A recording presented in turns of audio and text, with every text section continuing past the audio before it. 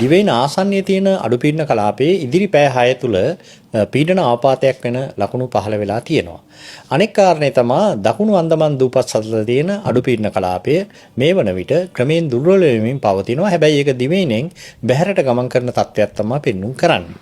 කෙසේ නමුත් මේ පද්ධති හේතු කොටගෙන අද සහ හෙට අනිද්දා වෙනකන් මේ වැසි තත්ත්වයේ වැඩිවීම දිගටම පවතින ලක්ෂණ තමයි තියෙන්නේ.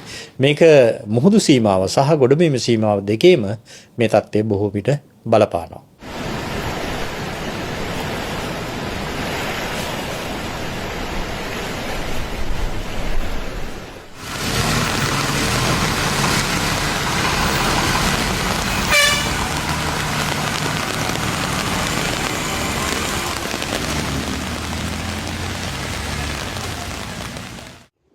Dal Gassina, Silip.